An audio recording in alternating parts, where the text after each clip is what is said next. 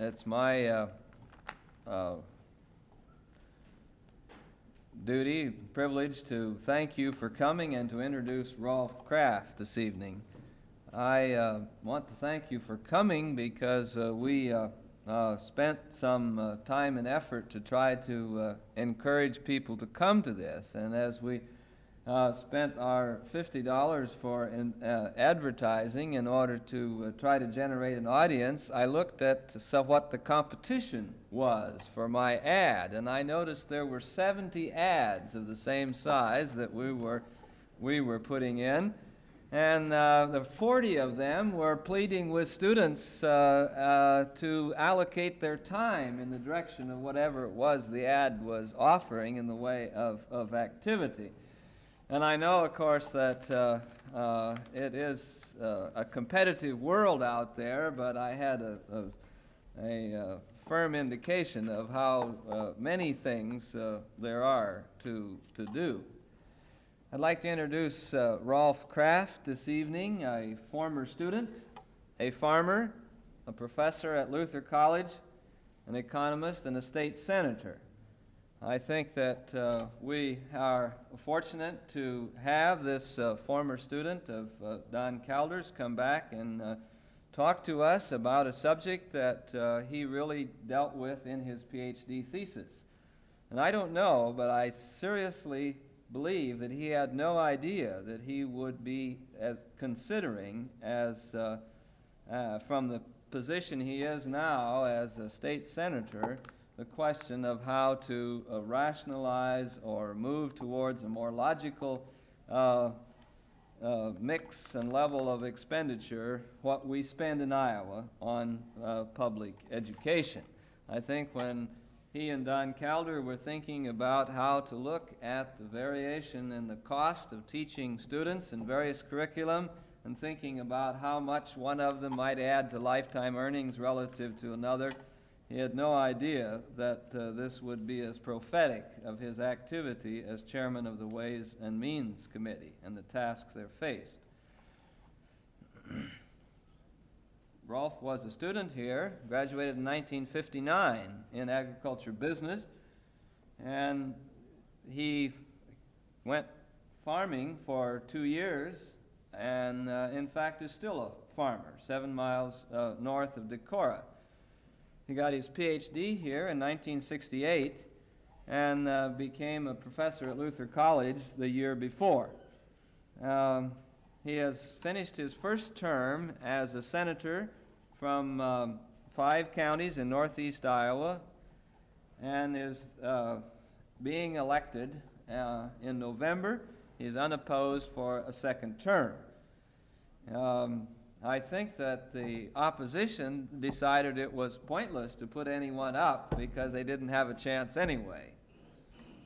His talk tonight is about human resources and the rationalizing of Iowa's investment in human resources. This is the second annual Don Calder Memorial, and we feel fortunate to be able to present on behalf of his friends this lecture on rationalizing Iowa's investment in human capital. The students from the economics department have helped to arrange this meeting, and the government of the student body has also helped to sponsor it. So without any more ado, I'd like to give you Rolf Kraft.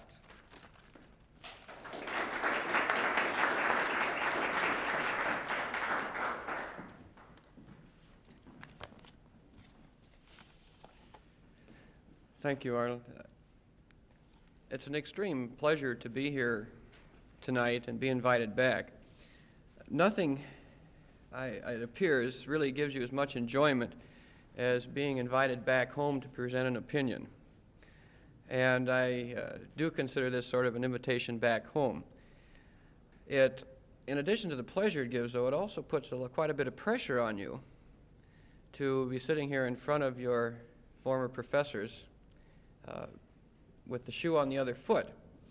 And so I hope the role reversal will be somewhat acceptable tonight. Now, I like to use the word returning home because it was here at Iowa State that I suppose that my economic knowledge was conceived and gestated, and most, of course, of its early growth also. I spent 8 years in Ames and at Iowa State University, and I think when you put in 8 years of classes, conversation, and coffee breaks, all of which form an awful lot of your basis in economics, you can't help but deny that this is where at least my intellectual background was put together. I can look back in those days. Wallace Ogg was my first economics professor here, and he introduced me to the whole area in a most delightful and in what I consider very liberal way. Also, I have to mention that Ray Beneke and J.T. Scott were respectively my proxy father and big brother during those first years down here, and I certainly appreciate that.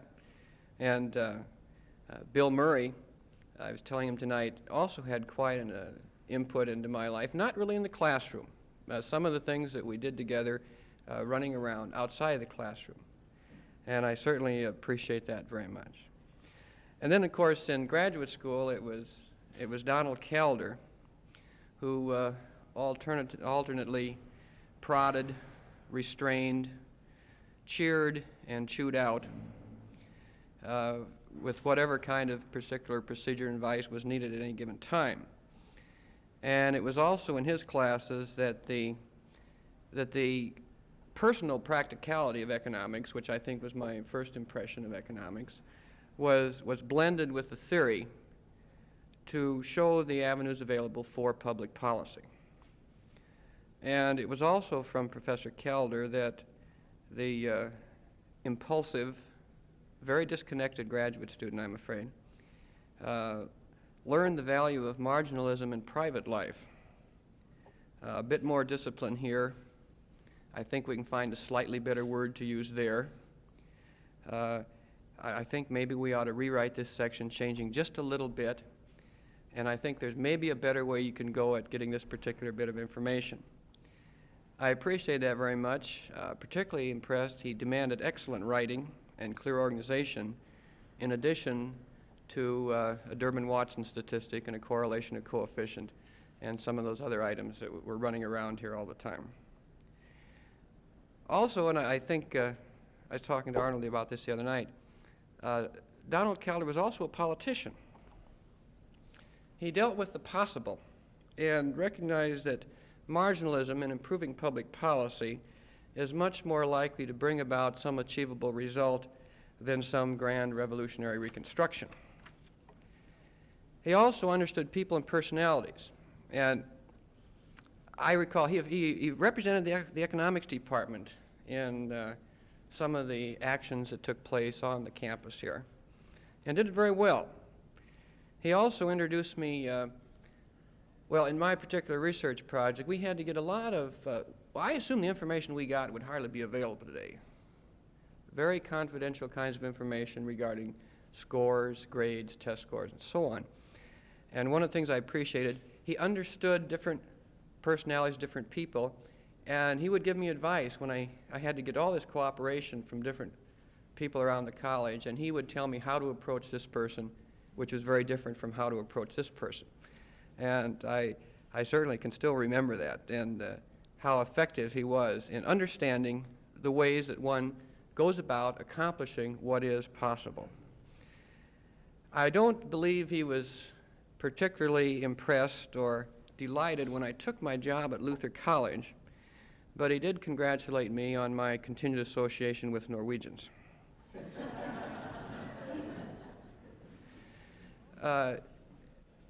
It's also probably important to stress before we get into the rest of the speech that because of my employment choice at Luther College, I probably should not be considered a professional economist, but a teacher. There is quite a distinctive difference between the role of the faculty there and here at Iowa State. Not totally, but the degrees certainly differ. And I do have a set of biases which are rather overlapping. But I still think, I believe, as an economist, I probably feel emotionally as a teacher and a farmer, and I probably make my decisions based on subjective factors as a politician does. Now, with that in mind, and the recognition, of course, I am coming from a private college, we should probably start out looking at the basic background and a starting point of educational history in the United States. Education has not always been part of the public sector. But early in the history of this country, the efforts were made first in primary and secondary education, and in certain areas of higher education, and later to broaden the possibilities in higher education, to provide access to education for all citizens. Now, access to education was recognized as the ladder to social and economic advancement by the immigrants and by many of their descendants. It was also recognized as a means of reducing the cultural differences of immigrants from different areas. Now, this was viewed very positively by some people, but certainly not by all of the people who were subjected to the melting pot effort or the leveling effort. And again, a little background might be of interest here.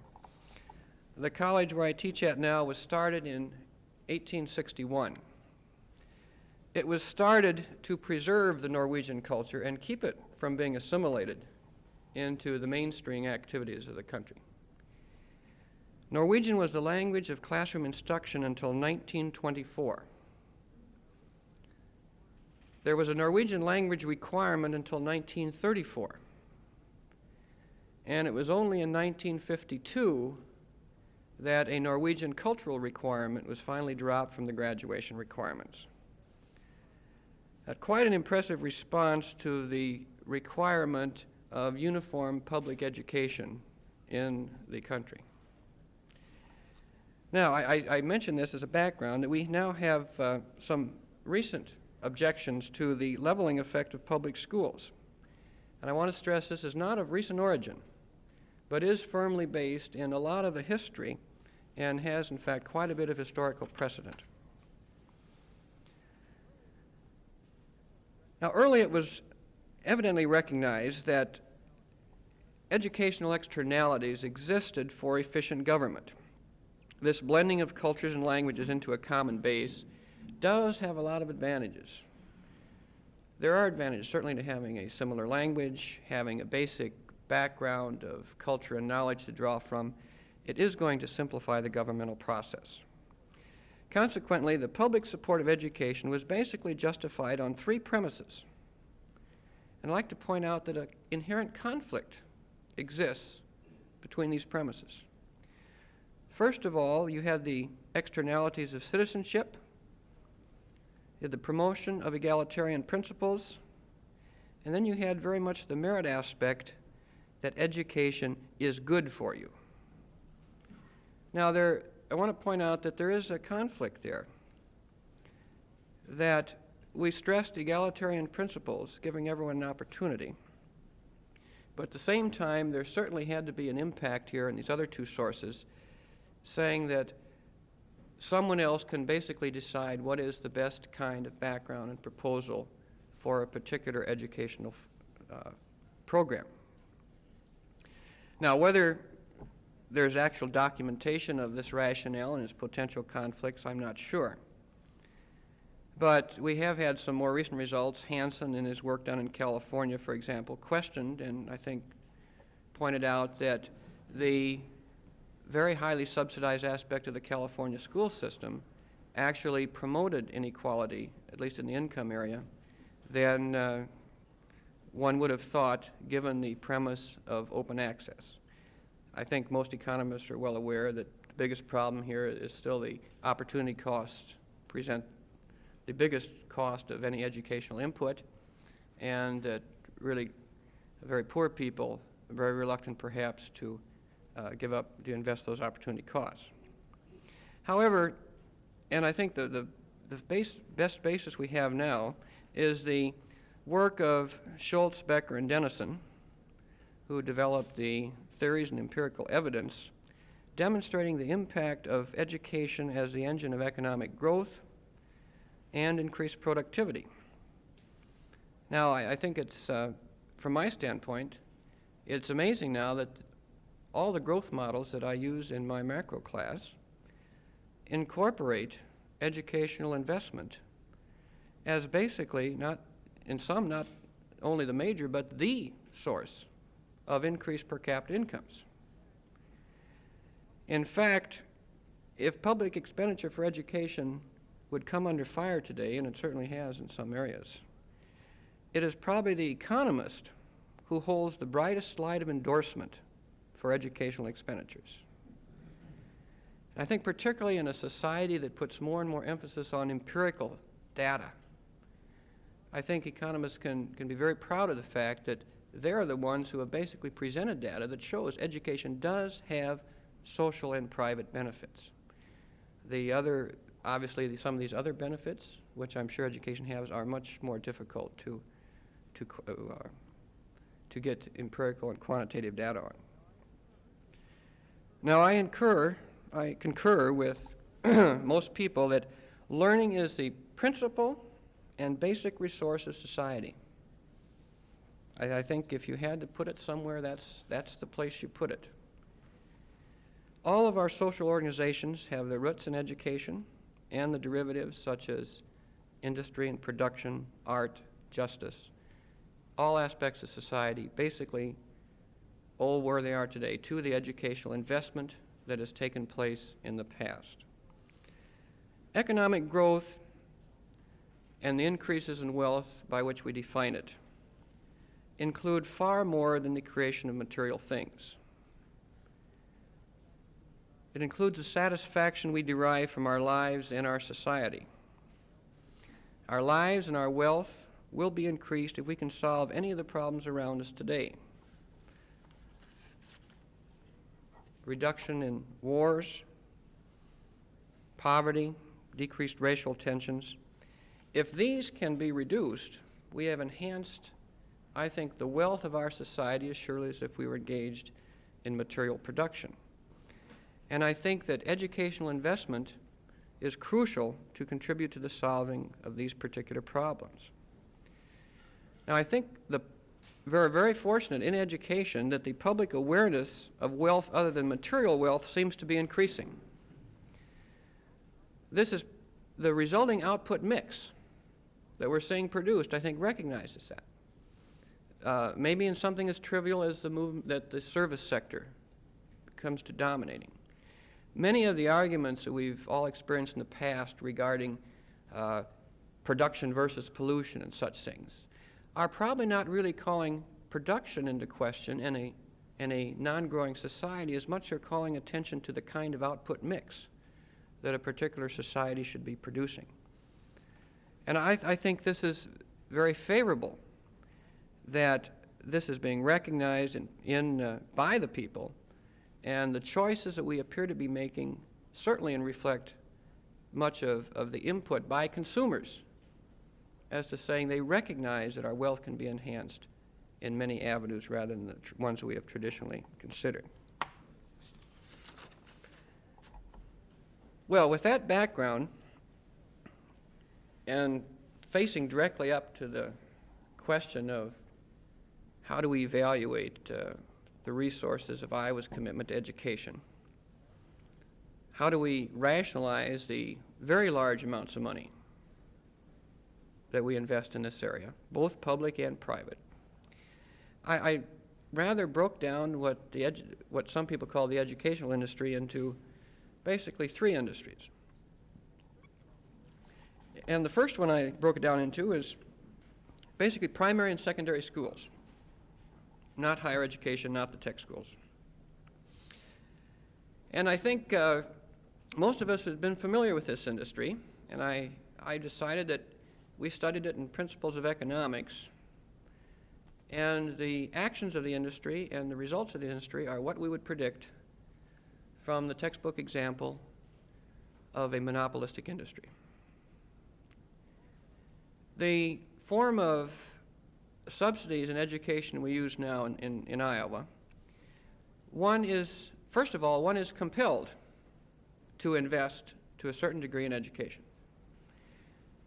Sometimes quite a distance from the early times when I think people viewed education as being an opportunity.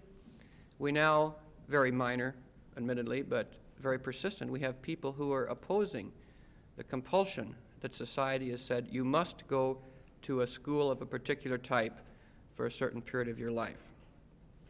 Now, there are private schools in this area, but for many people, they simply do not present a very viable alternative. Well, what are some of the other aspects that we would expect given this kind of structure? We have, like I say, not only do we have basically a supply monopoly, but we have the compulsion to purchase the product. I'm afraid we also have almost a single product. The individual schools that are out there, whether with their local monopolies, are tied together by a very stringent set of requirements as to what courses should be taught, what kinds of material inputs you have to have, required courses. In other words, we force the same production process. We demand the same output in all of these isolated schools across the state. We have a well-organized labor force working in these areas who can work together very well with management in protecting their particular domain. We have a seller's market out there. There are not too many choices available. And we have, I think, some of the predictable results. We have a very low level of innovation in this particular sector. It's, I think, embarrassing when some of the strategic breakthroughs in innovation are such things as simply sharing an administrator or sharing a teacher. The product is relatively homogeneous. There are schools which, within the state, which have reputations for a different kind of a product. I sometimes think that product simply represents a little more chrome than the product which comes out in another area. And I suppose the most pessimistic I can say is that as someone who's been teaching the outputs of these schools, I do believe, subjectively, that the quality of that product is decreasing over time. So it's not a very good picture. And I think it raises into question the question of what should be required? What are the goals of these schools? If the goal is to require everyone to have a certain uniform background, then I think you have to admit the public school system is doing a good job. If your goal is to take people of differing abilities, different talents, different backgrounds, develop the unique talents some of these people might have, recognize some of the unique problems that other students have, then I think that the current system of public education at this level is not doing a very acceptable job. And I think we have to truly evaluate what do we want those schools to do out there. In higher education, we have a different kind of structure. First of all, it's voluntary.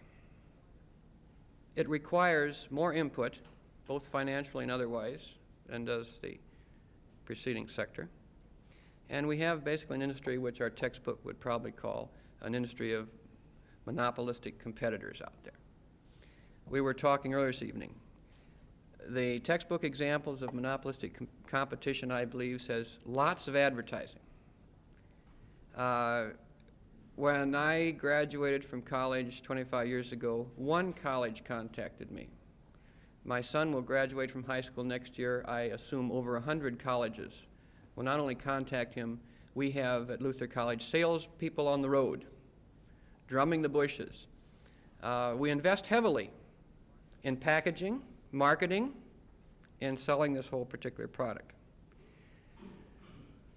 We recognize the competitive nature, and the college, and I think all universities, I think in higher education, Iowa State's no different.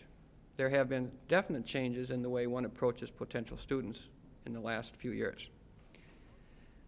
The outputs of the higher education system appear to change much more readily to meet market forces. I gathered some data again at Luther. The proportion of graduates in business and biology have more than doubled in the last 10 years. The output of Greek and Latin majors is relatively non-existent now. We have programs in nursing, social work, areas that simply did not exist 10 years before.